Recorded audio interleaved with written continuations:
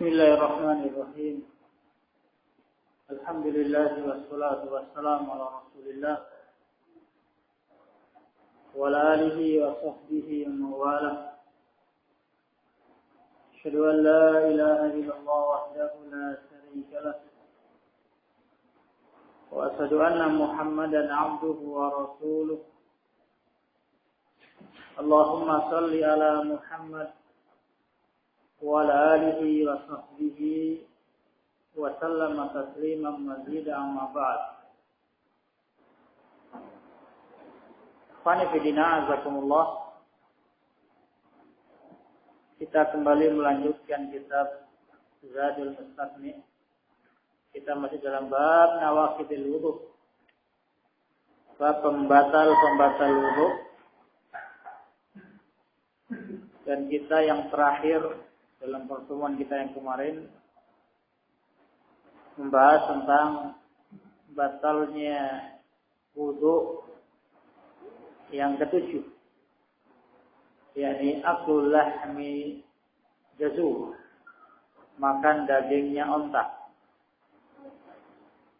Nah, sebagian disebutkan kemarin, makan daging onta itu membatalkan wudu, dan pendapatnya madhab, pendapatnya mu'allif, yang membatalkan wudu itu tatkala makan dagingnya. Adapun selain dagingnya tidak membatalkan wudu. Kita sebutkan kemarin pendapatnya Syekh Abdurrahman As-Sa'di rahimahullah, bahwasanya tidak ada yang satu binatang kemudian terpilah-pilah hukumnya. Nah, dagingnya membatalkan wudu, kemudian lemaknya tidak membatalkan wudu, baik itu tidak ada. Sehingga pendapat yang rajih, baik itu daging maupun selainnya, tatkala dimakan itu membatalkan wudu. Nah, ikhwani fillah azakumullah, tatkala beliau sebutkan di sini akal makan, tatkala disebutkan makan daging onta, makan, baik. Sehingga mereka yang mengunyahnya, kemudian memuntahkannya, maka dia tidak batal wudunya. Yang batalkan tatkala dikunyah dan ditelan. Nah, dia kunyah, dia muntahkan, tidak sampai masuk, baik, maka tidak membatalkan wudu. Sehingga khani fillah rahimakumullah, baik.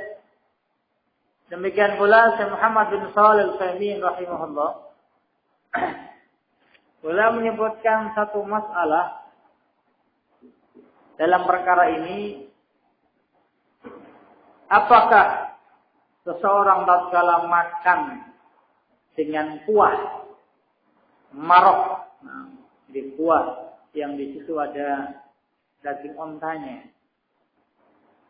apakah juga membatalkan wudu bagi mereka yang makan itu? Baik. Qanifrina azakumullah. Nah, pendapatnya madhab menyatakan tidak wajib, karena yang batalkan wudu itu dagingnya. Adapun kalau kuahnya, baik ini kalau dimakan tidak membatalkan wudu. Ini pendapatnya madhab. Baik. Meskipun terasa, ya, rasa ontanya, ini tidak membatalkan wudu. Baik. Dan juga ikhwani fillah azakumullah, pendapat yang lainnya ini juga pendapat dari kalangan Hanabilah, wajib untuk wudu dan itu membatalkan wudu. Nah, kalau seorang makan kuahnya dan di situ ada asar dari dagingnya, maka batal wudunya. Baik, karena ada rasa daging ontanya. Ini ikhwani fillah azakumullah, sebagaimana pendapat yang kedua ini beralasan, kalau seorang itu makan kuahnya khinzir, kuahnya babi misalnya, itu juga muharram, diharamkan.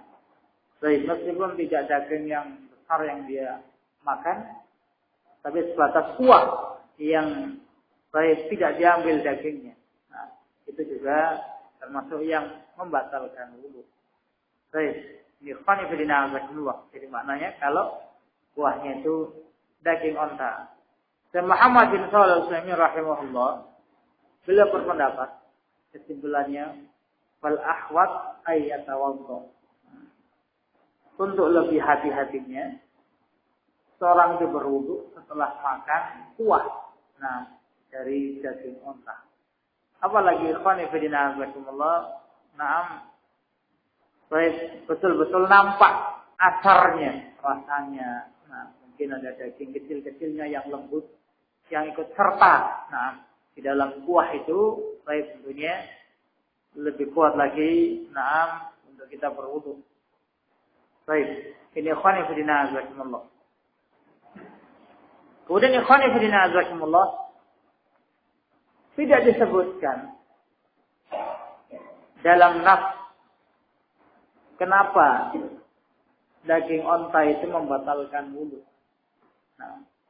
Jadi kenapa daging onta itu membatalkan wudu? Tidak disebutkan ilahnya, tidak disebutkan alasannya. Sehingga ikhwani fillah azakumullah, kalau sebuah perkara, sebuah hukum itu ilahnya tidak disebutkan, berarti dia ta'budiyah. Ilahnya itu sebuah ibadah.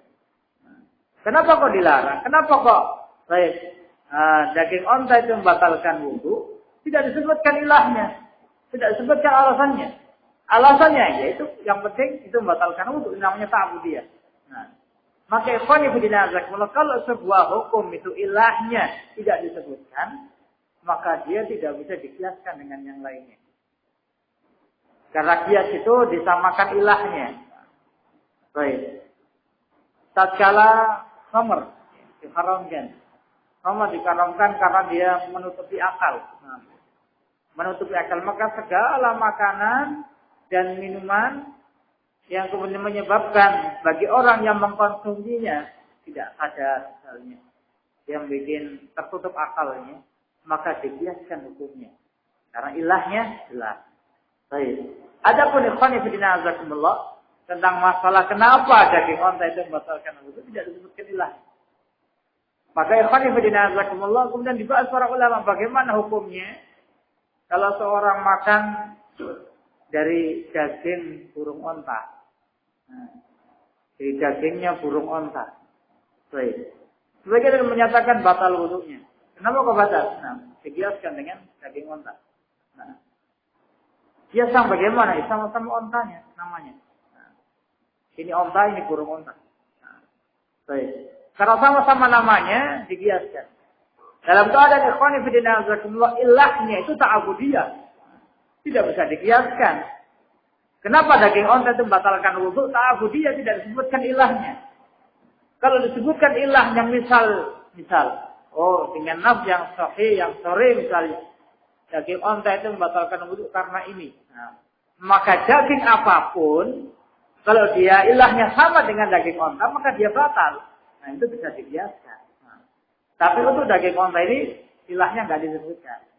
Nah kalau ada misalnya tadi disebutkan burung onta. Ini onta, ini burung onta. Sama-sama onta namanya. Cuma ini sudah terbang, ini enggak. Tidak bisa dikiaskan karena semata-mata namanya sama-sama onta. Tidak bisa dikiaskan. Karena ilahnya tidak disebutkan. Kalau ilah tidak disebutkan, maka tidak bisa dikiaskan. Ini ikhwan fillah azakumullah. Sehingga kalau orang makan dagingnya burung onta, tidak batal wudu. Karena ilahnya tidak sama. Ini ikhwan fillah azakumullah. Kemudian, qala rahimahullah, wa kullu ma aujaba ghuslan aujaba wudu'an. Dan semua apa-apa yang mewajibkan mandi, itu mewajibkan wudu. Semua apa-apa yang mewajibkan mandi, itu mewajibkan wudu. Qani fillah azakumullah, kewajiban mandi itu akan dibahas dalam bab setelahnya. Perkara-perkara apa yang kita wajib untuk mandi janabah. Akan disebutkan bab setelahnya. Maksudnya dari mu'allif rahimahullah, kalau seorang itu mengalami suatu keadaan yang dia harus mandi, maka secara otomatis dia juga wajib untuk berwudu. Misal, seseorang keluar air mani, Nah, maka dia wajib untuk mandi. Baik. Setelah dia wajib untuk mandi, otomatis dia wajib untuk berwudu. Nah, jadi, kalau misalnya khonifidina azakumullah. Baik. Seseorang mandi janabah dengan niat mengangkat hadas besar. Nah, menurut pendapatnya mazhab, baik, selesai mandi, kemudian dia sholat, tidak sah sholatnya. Nah, kenapa? Karena dia tidak berniat mengangkat hadas kecil. Nah, baik, karena di sini disebutkan apa-apa yang mewajibkan mandi juga mewajibkan wudu. Nah, jika kalau seorang mandi janabah itu berniat mengangkat hadas besar juga mengangkat hadas kecil. Nah, ini pendapatnya mazhab. Tapi ikhwani fillah azakumullah, baik. Pendapat yang rajih, nah, Syekh Muhammad bin Shalih Al-Utsaimin rahimahullah, baik, beliau menyebutkan wa hadza dhabit fi nafsi minhu syai'un. Pendapat ini, jadi dhabit pendapat ini, baik, ini ada sesuatu. Maksudnya beliau tidak sependapat dengan masalah ini. Semua yang mewajibkan mandi itu mewajibkan wudu. Nah, tidak sependapat dengan ini. Baik. Sehingga ikhwan fillah azakumullah, nah, mereka yang terkena kewajiban mandi, nah, kalau kemudian dia berniat mengangkat hadas besarnya, otomatis baik, hadas kecilnya juga terangkat. Nah, otomatis hadas kecilnya terangkat. Baik. Ini ikhwan fillah azakumullah, ini perkara yang rajih, nah, disebutkan dalam syarah Zadul Mustaqni. Nah, oleh Syekh Hamad dia sebutkan warrajih fi hadhihi al-mas'alah anna al-wudu'a la yajib. Maka yang rajih dalam masalah ini bahwasanya wudu itu tidak wajib. Nah, wudu tidak wajib. Fa inna man wajaba 'alaihi al-ghusl fala yajibu 'alaihi al-wudu. Karena barang siapa yang wajib untuk mandi, nah, maka tidak wajib baginya untuk wudu. Baik. Jadi kalau seorang sudah berniat mengangkat hadas besar, otomatis hadas kecilnya terangkat. Sehingga kalau seorang mandi janabah dia hanya niatkan mengangkat hadas besar salat cukup, yakfi. Nah, sehingga tidak perlu setelah mandi janabah kemudian dia berwudu. Bahkan Al-Albani rahimahullah disebutkan termasuk minat ta'ammuq. Nah, berdalam-dalam dalam masalah agama. Kalau seorang setelah mandi janabah kemudian berwudu setelah mandi. Kecuali kalau batal. Nah, kalau di tengah-tengah mandinya batal misalnya, dia buang air kecil misalnya. Dia selesaikan mandinya, selesai mandi dia wudu. Nah, tapi kalau kemudian tatkala dia mandi, tidak ada perkara-perkara yang membatalkan wudu dia. Setelah mandi, kalau dia sholat langsung sholat, tidak perlu kemudian berwudu. Nah, itu termasuk ta'ammuq. Kata beliau Al-Albani rahimahullah dalam Damam. Nah, ini ikhwan yang fillah azakumullah. Sehingga kalau seorang terkumpul padanya yang mewajibkan mandi janabah dan yang mewajibkan wudu, kalau dia hanya berniat mengangkat hadas besar, salah cukup. Nah, tidak perlu dijalankan keduanya. Baik. Kemudian beliau sebutkan, Syekh Muhammad bin Shalih Al-Utsaimin rahimahullah, "Falihada farrajih anna al-junuba idza nawa raf'al hadas kafa." Maka yang rajih bahwasanya junub jika berniat mengangkat hadas cukup. Wala hajah ila ayanwiya raf'al hadatsil asghar. Tidak perlu untuk berniat mengangkat hadas kecil, tidak perlu. Nah, dia mandi dengan niat mengangkat hadas. Nah, maka secara otomatis hadas kecilnya juga terangkat. Tidak perlu kemudian dia berniat untuk mengangkat hadas kecilnya. Baik. Qala rahimahullah, illal maut, kata muallif. Kecuali kematian. Nah, jadi menurut pendapatnya mazhab, baik, bahwasanya setiap yang mewajibkan mandi itu mewajibkan wudu kecuali mati. Mati itu mewajibkan mandi. Kalau orang yang mati, baik, dia harus dimandikan. Nah, Tapi dia tidak wajib untuk diwudukkan. Nah, ini pendapatnya mazhab, pendapatnya mu'allif. Kenapa? Karena di dalam syariat tidak diperintahkan untuk wudhu. Di dalam syariat hanya diperintahkan untuk mandi. Nah, orang-orang yang mati, orang-orang yang meninggal disyaratkan untuk dimandikan, tidak disyaratkan untuk diwudukkan. Nah, ini pendapatnya mu'allif, pendapatnya mazhab. Tapi ikhwani fi din a'azakumullah, sebagaimana dalam kaifiyah saya memandikan jenazah, Rasulullah SAW memerintahkan untuk memulai dari anggota-anggota wudhunya tatkala memandikan jenazah. Nah, ini nas yang sharih, yang jelas. Baik, jenazah itu sebelum dimandikan diwudhukan. Nah, dimulai dari anggota-anggota wudhunya. Ini ikhwani fillah azakumullah. Baik, sehingga ikhwani fillah azakumullah tetap sebagaimana yang tadi disebutkan, tidak ada pengecualian. Nah, hadas besar tatkala dihilangkan dengan mandi, otomatis hadas kecilnya terangkat. Baik. Qala rahimahullah. Wa man tayaqqana at-tahara wa shakka fil hadathi aw bil abhi bana 'ala al-yaqin. Barang siapa yang yakin suci, yakin dia dalam barang suci, yakin dia tadi sudah berwudu. Wa shakka fil hadathi.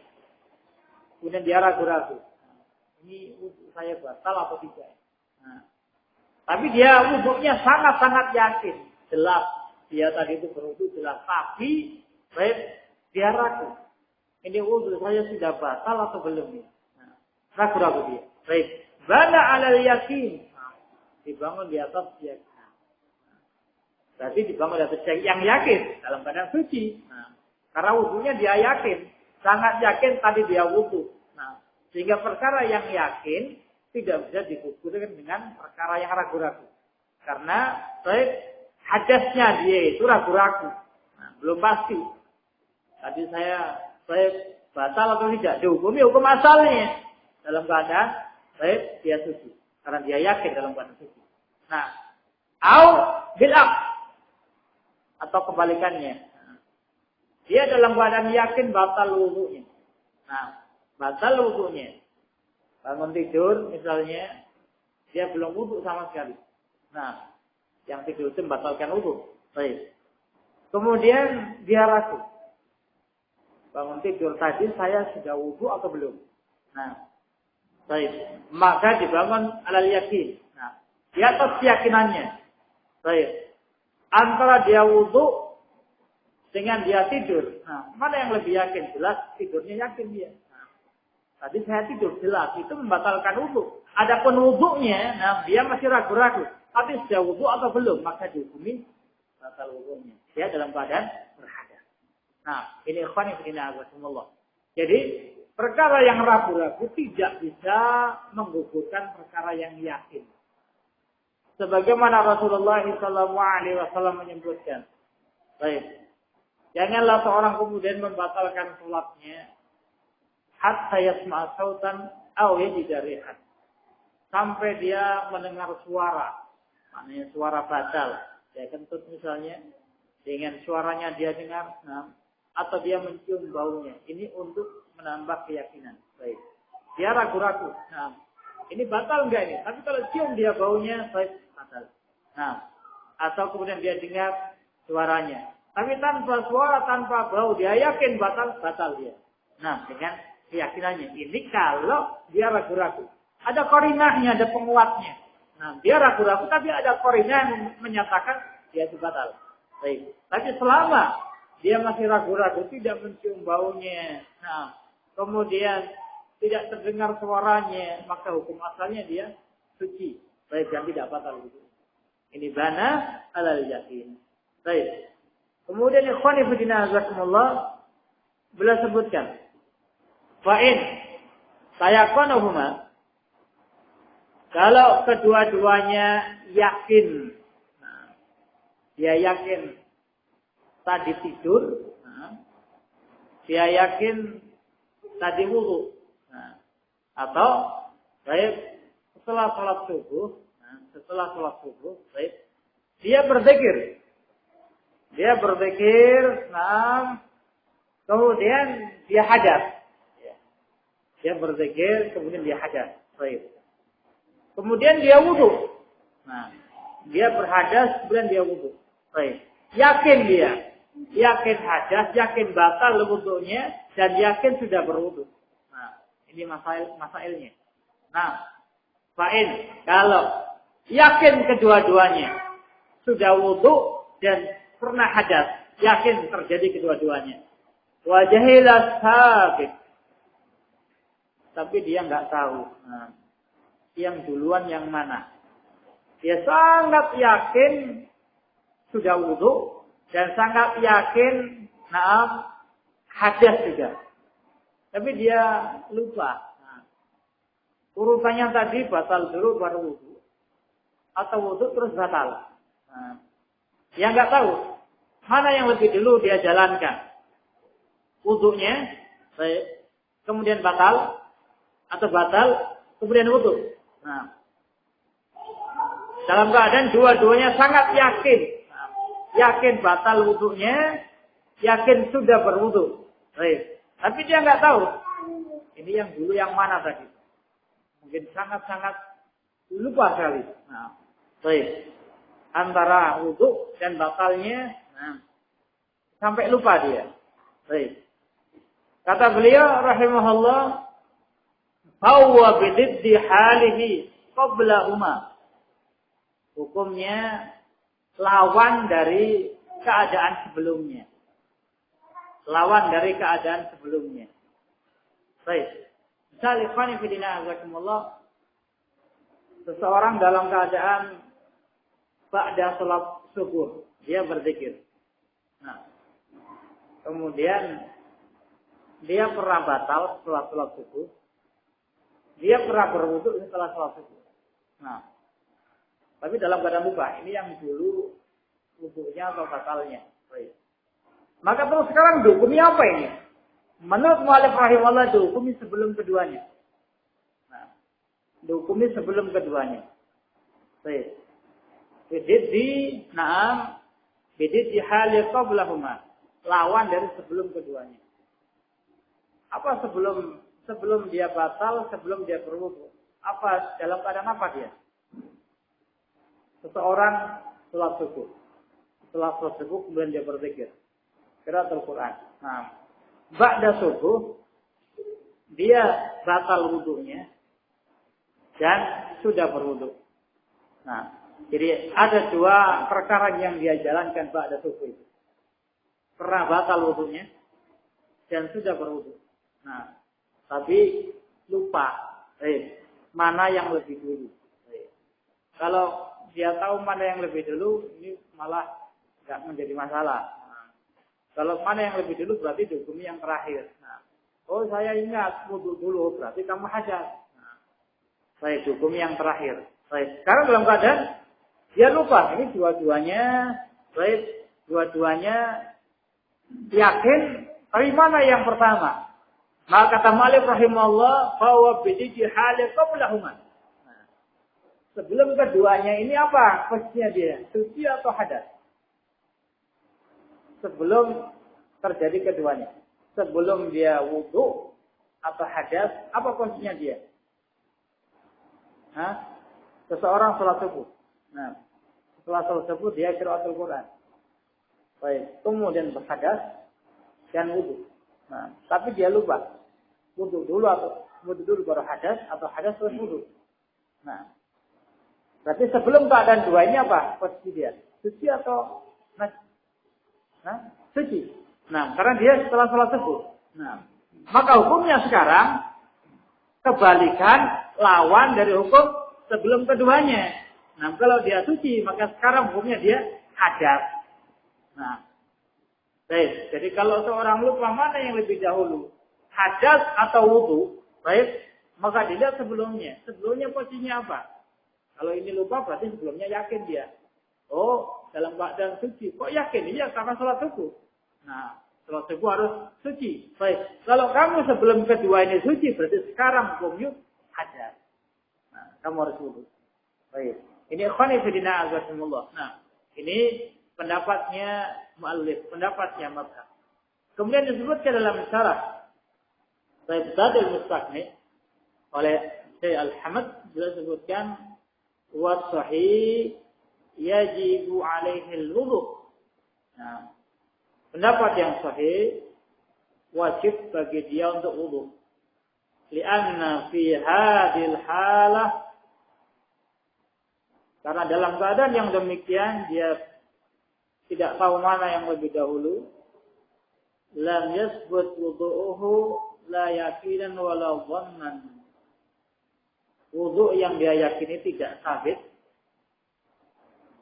dengan keyakinan maupun dengan dhann. Nah,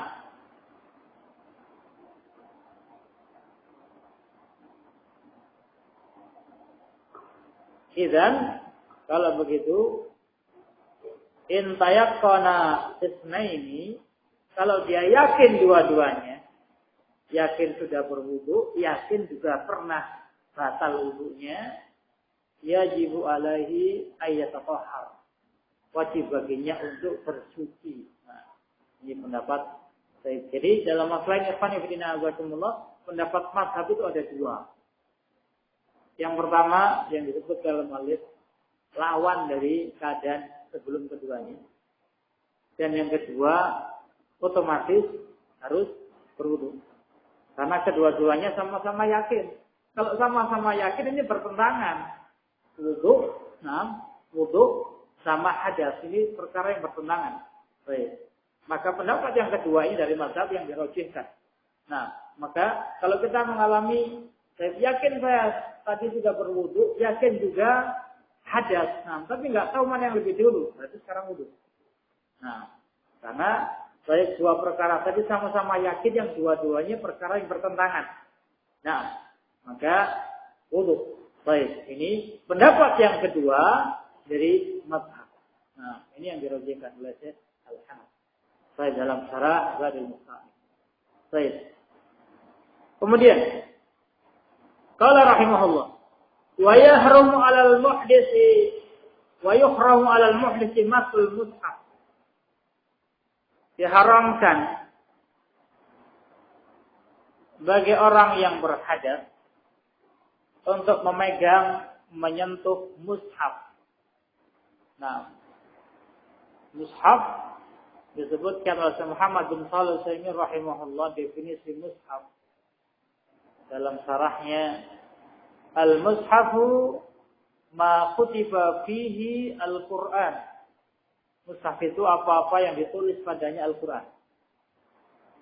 Sawa'un kana kamilan, sama saja apakah semua Al-Quran ditulis 30 juz dalam buku itu, atau ghair kamil, atau tidak lengkap ditulisnya.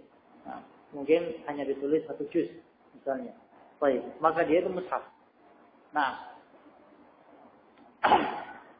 dan kata beliau, hatta walau ayatan wahidatan, meskipun 1 ayat.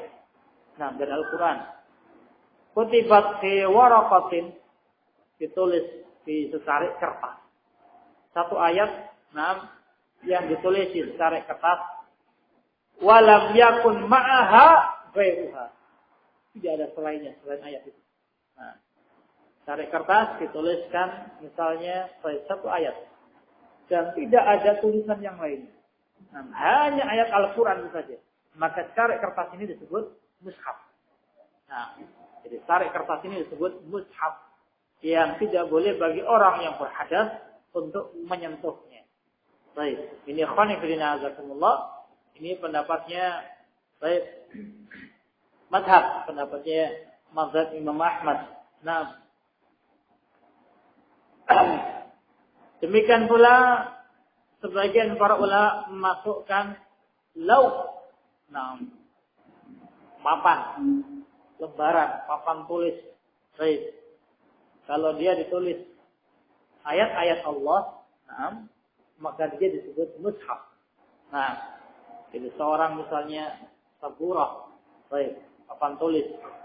Nah, kemudian misalnya siswa menulis suratul Fatihah.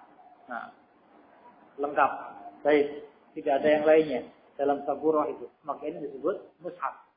Nah, ini ikhwan ibn Allah. Jadi sebagian para fuqaha menyebutkan baik ada beberapa pengecualian. Nah, dalam beberapa keadaan. Nah, baik saburah ini. Baik. Ikhwan ibn Allah.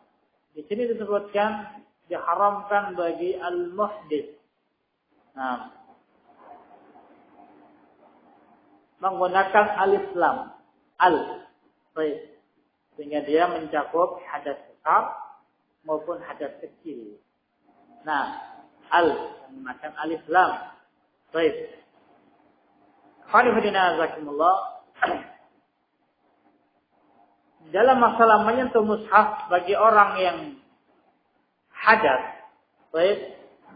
Ini ada beberapa pendapat para ulama. Yang pertama, ini pendapatnya jumhur ulama. Nah, pendapatnya jumhur ulama, pendapatnya Imam Malik, Imam Syafi'i, Imam Ahmad. Yang menyatakan tidak boleh bagi orang yang berhadas untuk menyentuh mushaf. Baik. Ini tidak berbicara masalah membacanya, tapi menyentuhnya. Asal tidak dibaca. Nah, hanya dipegang, tanpa dibaca. Baik. Tidak boleh bagi orang yang berhadas untuk menyentuhnya. Beberapa dalil, yang dijadikan dalil bahwa yang menyentuh Quran itu tidak boleh bagi orang yang berhadas. Disebutkan dalam suratul Waqiah.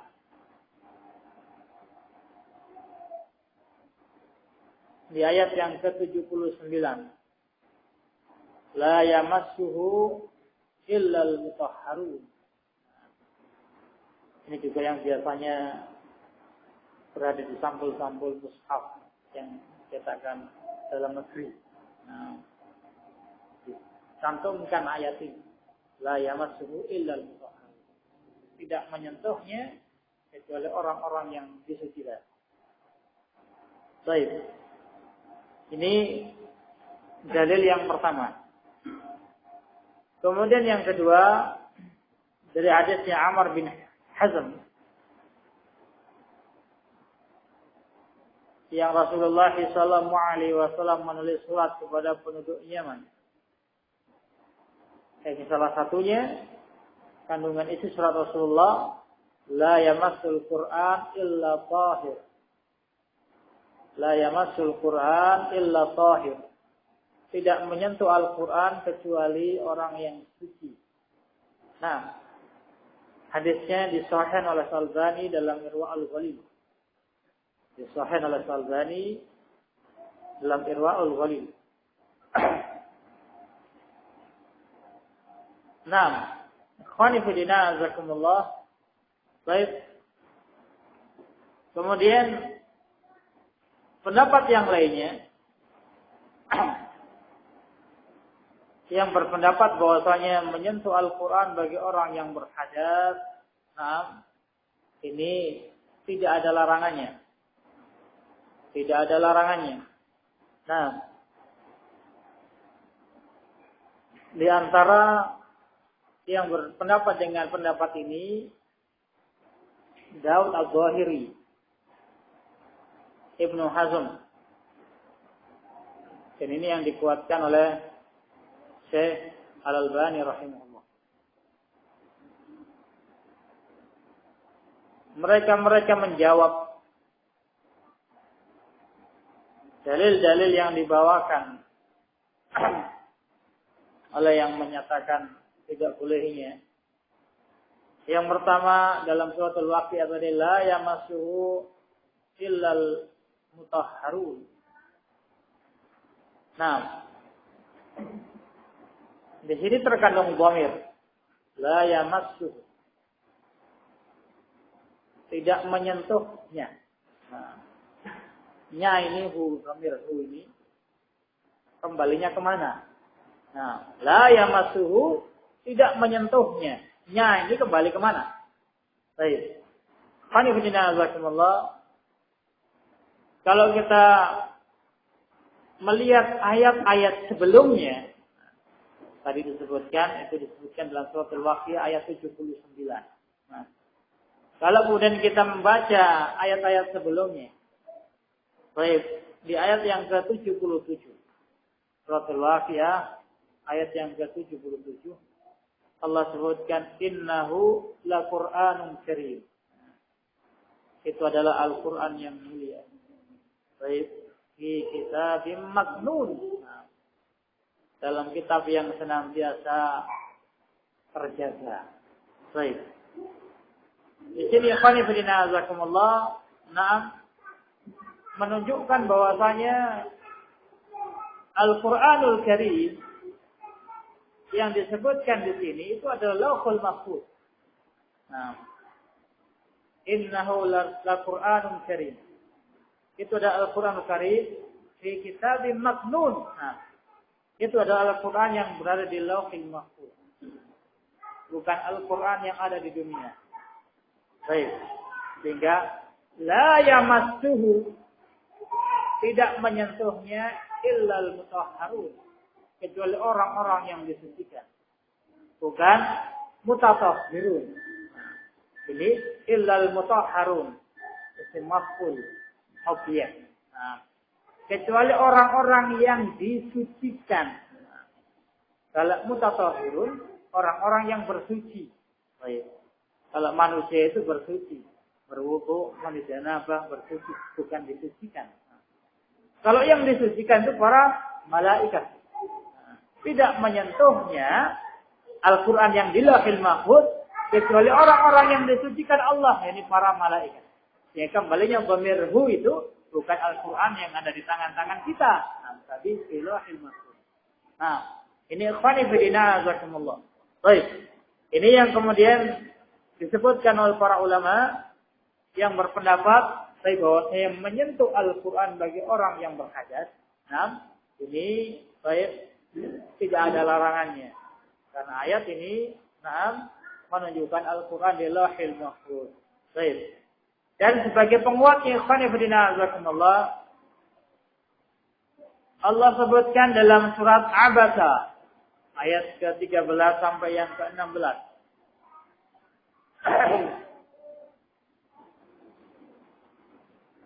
Di mana Allah sebutkan fi suhufim mukarramah marfu'atin mutahharah bi aidin safarah kiramin bararah.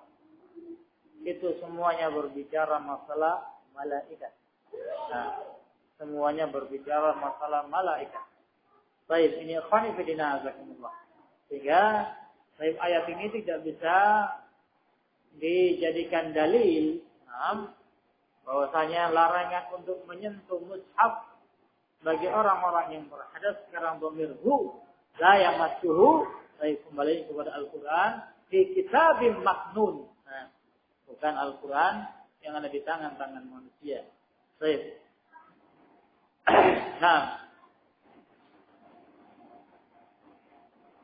kemudian ikhwan fillah azakumullah, yang kedua, hadis yang Rasulullah SAW menyebutkan dalam suratnya, la yamassul Qur'an illa tahir. Tidak menyentuh Al-Quran kecuali tahir, kecuali suci. Nah. Dan lafaz tahir, ikhwani fillah azakumullah, itu lafaz mustarak. Lafaz yang bisa mengandung beberapa makna. Nah. Tahir itu bisa berarti baik orang yang tidak berhadas kecil. Itu tahir. Baik. Tahir itu juga bisa berarti orang yang tidak berhadas besar. Itu juga tahir. Tahir itu juga berarti baik orang-orang yang di badannya tidak ada najisnya. Itu disebut tahir. Nah, jadi kalau orang dalam keadaan tidak berwudu, baik, tidak berwudu, dalam keadaan dia tidak berwudu, dan badannya tidak ada najis sama sekali, pakaiannya tidak ada najisnya, maka dia bisa disebut tahir. Ini orang yang suci karena badannya nggak ada najisnya. Nah, tidak ada najis satupun yang menempel. Baik, maka dia disebut zahir. Nah, maka ikhwan fillah jazakumullah, ada beberapa kemungkinan. La yamassu ila zahir, la yamassu al-Qur'an illa zahir. Hingga bisa kita artikan tidak menyentuh Al-Qur'an kecuali orang-orang yang suci dari hadas kecil. Tidak menyentuh Al-Quran kecuali orang-orang yang suci dari hadas besar. Tidak menyentuh Al-Quran kecuali orang-orang yang di badannya tidak ada najisnya. Ini semua makna bisa saya diartikan dari hadis ini. Nah, dan juga ikhwani fillah rahimakumullah, Al-Albani rahimahullah, beliau menguatkan pendapat makna zahir di sini adalah muslim. Innamal musyrikuna najis. Bahwasanya orang-orang musyrik itu najis. Orang-orang musyrik itu najis. Dan Rasulullah SAW melarang seorang muslim safar ke negerinya musuh dengan membawa mushaf. Nah, khawatir nanti mushaf itu terpegang oleh orang-orang musyrik. Nah, maka ikhwani fillah azakumullah, Al-Albani rahimahullah, lebih condong berpendapat bahwasanya orang-orang yang berhadas, mereka boleh untuk menyentuh mushaf. Nah, karena tidak ada larangan yang sahih tentang menyentuh mushaf. Ini ikhwan fillah azakumullah. Dan juga hadis Rasulullah, innal mu'min la yanjus. Bahwasanya orang yang beriman itu tidak najis. Nah, ini ikhwan fillah azakumullah. Baik. Pendapatnya muallif rahimahullah, beliau menguatkan pendapat tidak boleh bagi orang yang berhadas untuk menyentuh mushaf. Ini pendapatnya jumhur ulama. Nah, pendapatnya Imam Malik, Imam Syafi'i, Imam Ahmad, jumhur ulama atau jumhur fuqaha. Nah, dan pendapat ini pula ikhwan fillah azakumullah yang dikuatkan oleh Muhammad bin Shalih Al-Utsaimin rahimahullah. Nah, yang dikuatkan oleh Muhammad bin Shalih Al-Utsaimin rahimahullah taala. Baik. Ini ikhwan fillah azakumullah. Nah, kemudian wassalat. Baik. Wassalat. Haram pula bagi orang yang berhadas untuk salat. Nah, haram bagi orang yang berhadas untuk menjalankan salat. Nah, ini nas minal kitab was sunnah wal ijma'. Ya ayyuhalladzina amanu idza qumtum ila sholati faghsilu wujuhakum al-ayat. Perintah Allah Subhanahu wa taala bagi mereka-mereka yang mau salat untuk berwudu. Menunjukkan orang yang berhadas tidak boleh mereka untuk salat. Bahkan ikhwan fillah azakumullah, disebut oleh para ulama mereka-mereka yang salat dengan sengaja tanpa berwudu. Dia tahu wudu itu suci, itu syarat sahnya salat. Dia salat tanpa berwudu, bahwa kafir istihza'i. Dia istihza' memperolok agama Islam, mengolok-olok syariat Islam. Mereka yang dengan sengaja salat tanpa berwudu, dalam keadaan dia tahu hukumnya, bukan orang yang jahil, bahwa kafir. Ini ikhwan fillah azakumullah. Baik. Ini pendapatnya Abu Hanifah. Pendapatnya Abu Hanifah. Baik.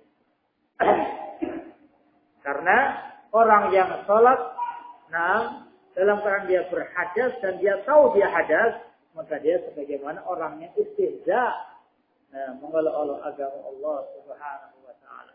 Qul abillahi wa ayati wa rasulihi kuntum tastahzi'un. Qad kafartum ba'da imanikum.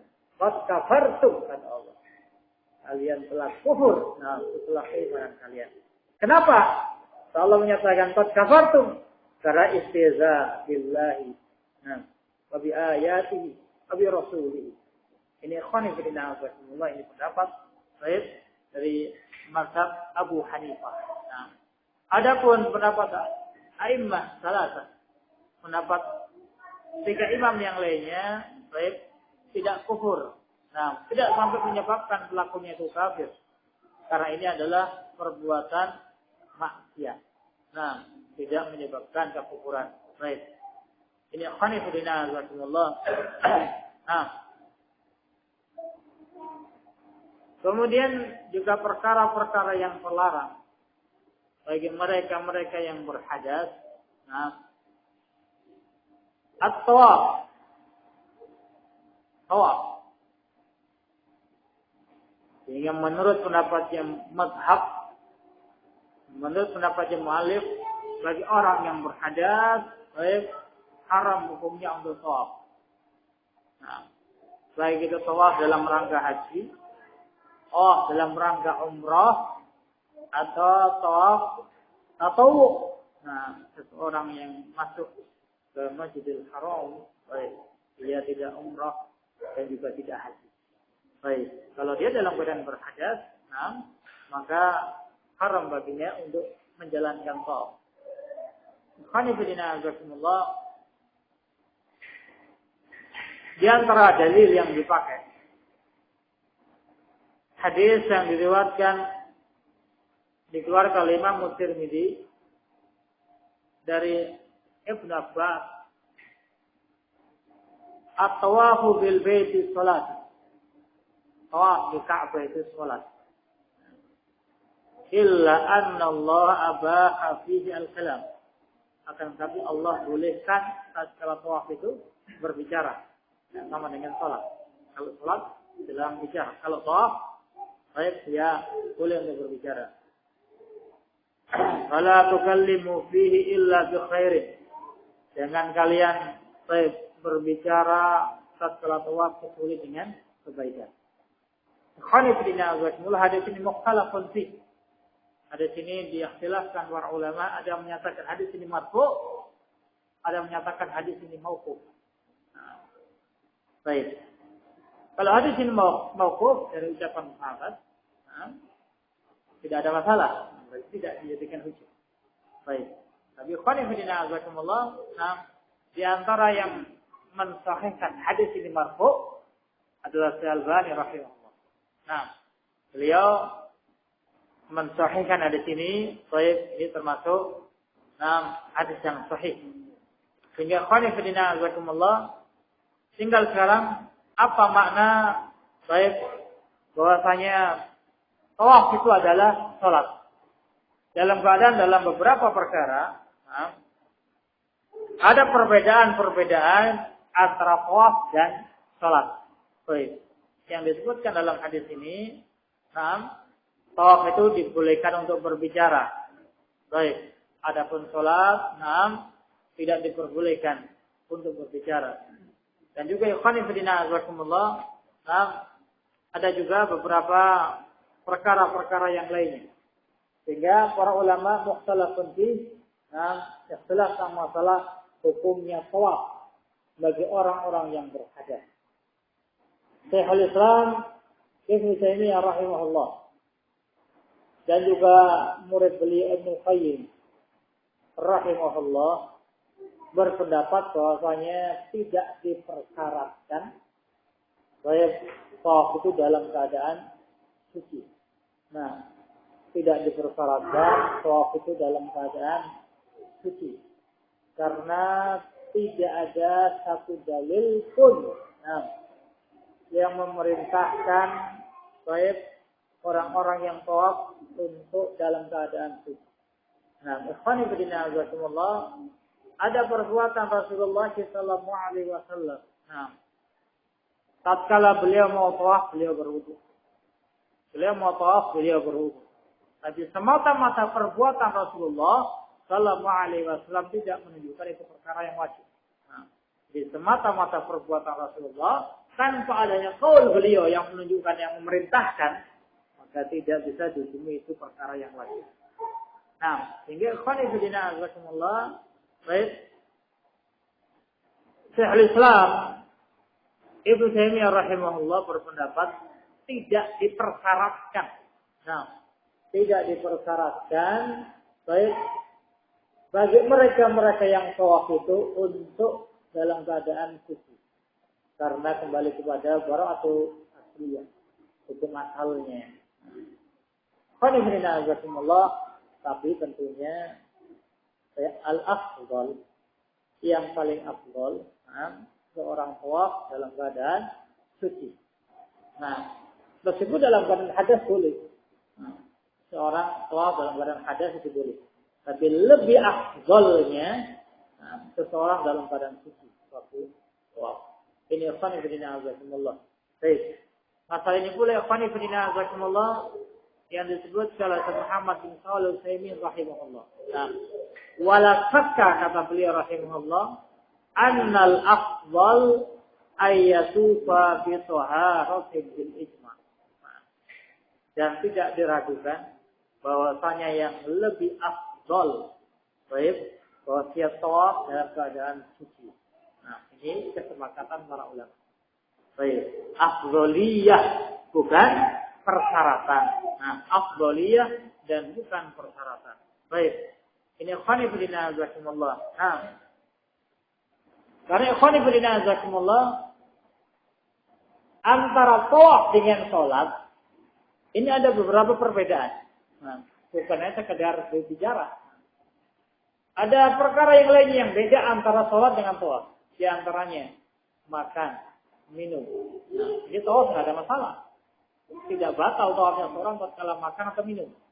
Nah, dan itu kalau dikerjakan waktu sholat maka dia batal. Baik, ini sudah akamnya berbeda antara tawaf dengan sholat. Baik. Dan juga ikhwan fillah azakumullah, nah, di dalam tawaf, baik, tidak diwajibkan untuk bertakbir, tidak diwajibkan untuk salam, nah, tidak diwajibkan untuk membaca surat-surat tertentu, misal surat Al-Fatihah. Nah, ini berbeda dengan sholat. Sehingga akamnya ini berbeda antara sholat baik dengan tawaf. Sehingga kalau sholat wajib untuk suci, nah, karena ada dalil khususnya. Kalau tawaf karena tidak ada dalil khususnya, maka dia tidak bisa dikiaskan dengan sholat. Karena ada beberapa perbedaan antara tawaf dan sholat. Nah, ini khonifidina azakumullah. Baik, ini akhir dari apa yang beliau sebutkan, dan setelahnya baik beliau akan membahas tentang masalah bab al-ghusl, bab mandi.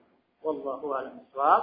Wa sallallahu ala Muhammadin wa ala alihi wa sahbihi wa sallam.